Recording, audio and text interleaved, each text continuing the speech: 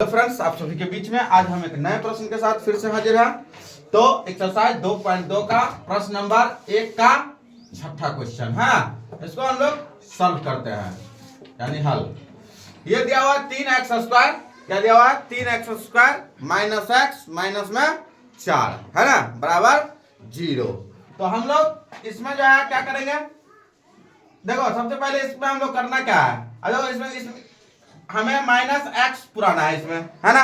Minus x अगर पुराना है तो हम लोग क्या करेंगे, ये हम बताया कि चरपद वाले संख्या को किससे गुना करना रहता है, x² वाले संख्या के साथ, ठीक है। तो x² के साथ क्या है 3 है, तो 4 दिया 12 हो गया ना। 12 का हम लोग एलसीएम करेंगे तो क्या होगा, 2 छक्के 12, 2 से करेंगे 2 तिया 6, देखो 2 दूना 4 में से 3 घटाया तो x आ गया ना।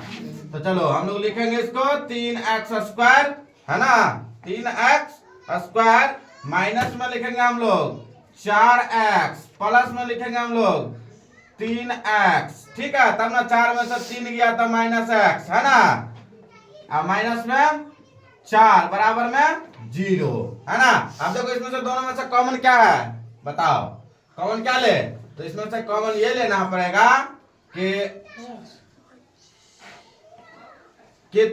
x सीधा कॉमन लेंगे, है ना, क्योंकि दोनों में से कॉमन तो हमारा x ही आ रहा, 3 4 आ नहीं रहा, तो हम लोग x कॉमन ले लिया, तो मेरे पास यहाँ बच गया 3x, इसमें से माइनस में 4 बच गया। अब देखो ये सेम आ गया, तो हम लोग प्लस में 1 लिया कॉमन इसमें से, है ना, तो बच गया मेरे पास 3x माइनस 4 इक्वल टू 0। तो इसको हम लोग क्या करेंगे, दो ये वाला भाग और ये वाला भाग एक जैसा है, तो इसको हम लोग 1 लिख लेंगे, तो 3x माइनस 4 है ना, और 1 आ गया मेरे पास x प्लस 1, ये भी समझ में आ गया, है ना। अब हम लोग क्या करेंगे, इसको 2 पार्ट में बांट देते हैं, है ना। तो 3x माइनस में 4 बराबर में 0,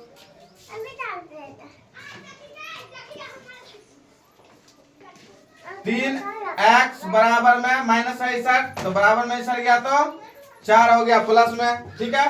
तो हमारा क्या आ जाएगा यहाँ पर, इसीलिए x बराबर 4 बट्टे में 3 आ गया हमारा, ठीक है।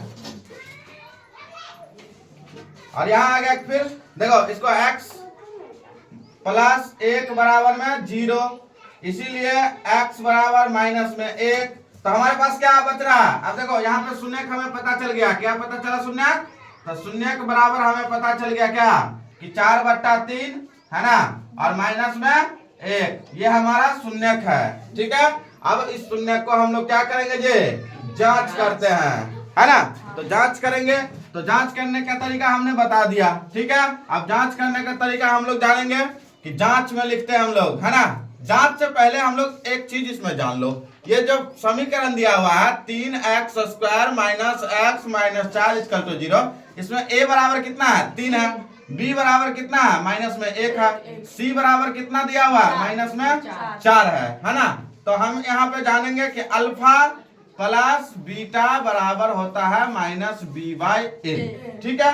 तो अल्फा हम लोग इसको क्या मानेंगे, अल्फा ये हमारा हो गया बीटा, ठीक है। तो अल्फा हमारे लिए यहाँ पे है 4/3, और प्लस में बीटा का वैल्यू माइनस में 1, तो हम लोग माइनस में 1 लिख लेंगे, है ना, बराबर में माइनस b/a, तो देखो माइनस b का वैल्यू माइनस में 1 है, तो माइनस में 1, अब बट्टा a का वैल्यू 3, तो 3, है ना।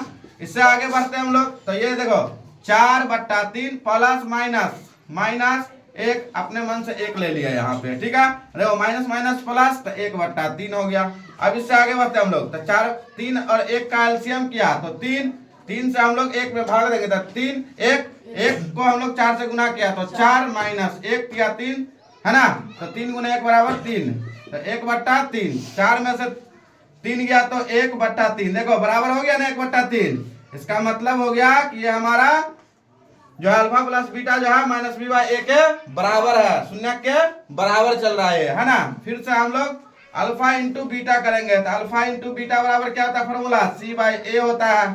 तो अल्फा इंटू बीटा का वैल्यू हम लोग के पास कितना है, तो c/a, तो अल्फा इंटू बीटा 4/3 गुने में, है ना, -1 को हम लोग गुना कर दिया और सी बाई ए, तो सी क्या है मेरे पास माइनस में 4 है, तो -4, ए कितना है हमारे लिए, तो 3 है, तो 3 हो गया है ना। तो देखो 4 को -1 से गुना किया तो कितना हो गया मेरे लिए -4 अब बट्टा में 3 अब बराबर ही में -4/3। देखो ये भी हमारे लिए बराबर है, साबित हो गया ना। चलिए